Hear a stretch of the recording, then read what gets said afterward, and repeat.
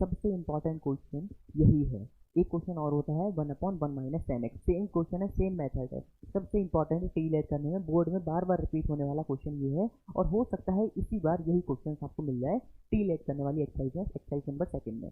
अब देखिए इस क्वेश्चन का आपको सबसे पहले मेथड सीख लेना क्या है। आपको क्या करना है, इसको डिवीजन में ब्रेक कर देना है। कॉस को किस में ब्रेक करेंगे, cos x upon sine x. Directly आप टी लेट नहीं कर सकते, इसमें आपको पहले कन्वर्जन करना है डी एक्स पर। और एल्सियम लीजिए, कितना हुआ, ये देखो हमारे पास sine X plus cos X complete divide by sine X. Sine X को ऊपर भेजेंगे, कितना हुआ ये sine X divide by sine X plus cos X D X. अब देखिए सबसे इंपॉर्टेंट पार्ट तो अब शुरू हो रहा है। अभी हमने कुछ नहीं किया, सिर्फ कॉट को ब्रेक किया है। कॉट को ब्रेक किया कॉस अपॉन साइन में, एल्सियम लिया नॉर्मली, साइन डिवीजन में था, ऊपर पहुंच गया। क्वेश्चन की फॉर्मेशन कितनी हुई, sine x upon sine X plus cos x. अब सबसे इंपॉर्टेंट रूल यहीं पे प्ले होता है, क्योंकि यहाँ तक तो हर कोई कर लेता है। इसके बाद फंसने वाली बात ये है कि आपको 1/2 से डिवीजन करना है और 2 से मल्टीप्लाई, 2 से डिवाइड। अब ये 2 से डिवाइड और 2 से मल्टीप्लाई क्यों किया, क्योंकि जो नीचे पोर्शन है आपको वही ऊपर लेके आना है। इसके बाद देखिए क्या हुआ, अब यहाँ पे 2 साइन एक्स है तो इसको 2 पार्ट्स में लिख सकते हो। तो 1/2 इंटीग्रेशन क्या लिख सकते हैं, इसको हम ऐसे लिख सकते हैं, sign X plus sine x लिख सकते हैं। ठीक है, अब ये हो गया नीचे हमारे पास sine X plus cos X D X. ये हमने क्या किया, जो 2 साइन एक्स है मतलब 2 साइन एक्स है तो उसको हमने क्या किया, sign X plus sine x लिख दिया।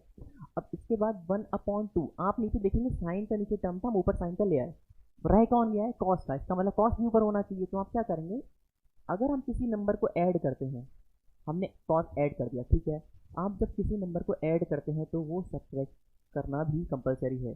तो आपने एक बार ऐड किया और एक बार सब्ट्रैक्ट किया, ठीक है, हो गया, अच्छी बात है। हमने सबसे पहले 2 से मल्टीप्लिकेशन किया था और फिर 1/, यहाँ तक एल्सियम लिया, इसके बाद 2 से मल्टीप्लाई किया, 2 से डिवाइड किया, 2 साइन एक्स हो गया, तो हमने दोनों को सेपरेट किया, sign X plus sine x हो गया। हमने नीचे देखा sign X plus cos x division में, तो ऊपर भी साइन एक्स और कॉस एक्स होना चाहिए। तो आप देखेंगे जो भी नीचे टर्म हो, जैसे sign X plus cos X नीचे है, तो फर्स्ट वाले पोर्शन में आप कहोगे माइनस पहले भी लिख सकते थे, लेकिन जो डिवीजन में पहले है प्लस, तो प्लस का ही पहले रखेंगे। अगर माइनस नीचे पहले है तो माइनस वाला पहले लेते हैं।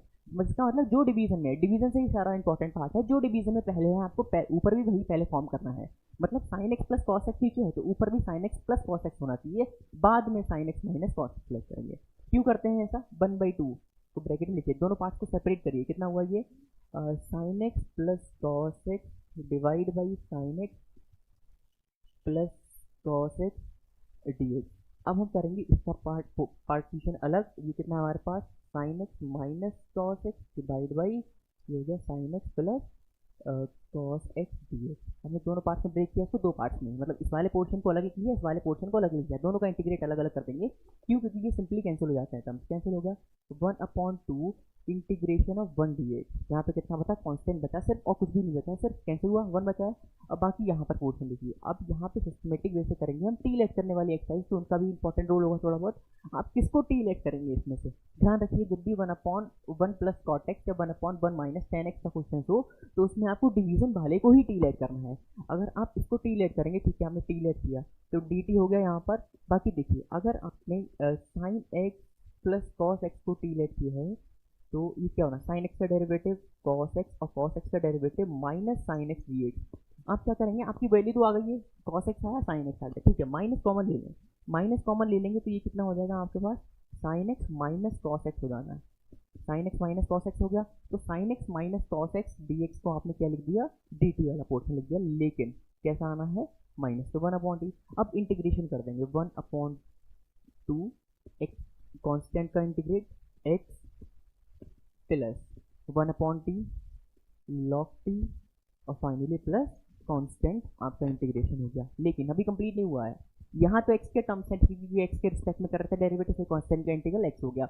लेकिन यहाँ पर 1/t है, तो 1/t इसका मतलब है लास्ट स्टेप में आपको t का वैल्यू भी पुट करना होता है।